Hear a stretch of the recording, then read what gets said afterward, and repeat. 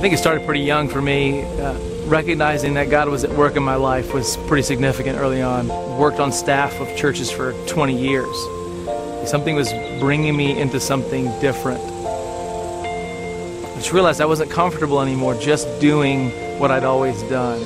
One of the things I really noticed about my life is that most of my own personal transformation didn't come on Sunday mornings, but it came when I was with people that knew me. Life was always more interesting and real at the bars that I went to and the places where I would see real people in real action. And I just started seeing that my heart was not for things inside the walls of a church, but it was for seeing what God might do throughout the world. So about a year ago, I left a role working on staff at a church here in Dallas. A church I love, church that supported us well and did what we're doing now. And we moved into Junius Heights. We moved into Junius Heights for the sake of spiritual transformation. Junius Heights is one of the newest and largest historic districts. It's got a great presence for the arts. There's a lot of great culture here, and the people here are fantastic. It's a cross-section of all kinds of cultures. We want to be a part of something that was real life with real people. I wanted to live in a place where I could develop life and develop a sense of community here, specifically around a front porch, where people could come to know one another, and through getting to know one another, discover God. And through the honest conversations that happen around grabbing a beer or sitting on the front porch having a Coke or drinking coffee, that through those conversations, that transformation happens. I am transformed by those relationships.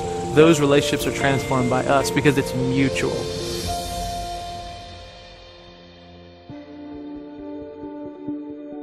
One of the things that I'm always concerned about is people knowing that I'm a Christian.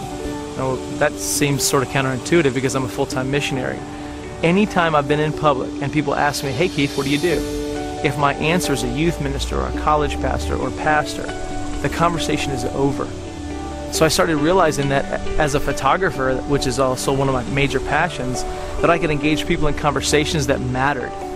And so now when I meet people, I am a photographer because that's a big part of what I do. But it opens the door for conversations. My wife and I want to love people. We want to love people where they're at. We want to love people not because we want them to change.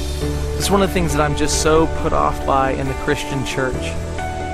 We'll love you, but you have to look like us first. And that's not what Jesus did. And I want to be a whole lot more like Jesus. And so we want to walk with people. We want to let them ask questions. We want to be available for the sake of being real about who we are. And so this neighborhood was real for us because it's open. I mean, it's got front porches everywhere. People walk their dogs. They want to be a part of community, and we want to be a part of that. So this neighborhood was an obvious choice. We didn't come here to save anybody. I mean, one of the misconceptions of Christian missionaries is that they come in and they force people to take their religion with their service. It's not what this is about.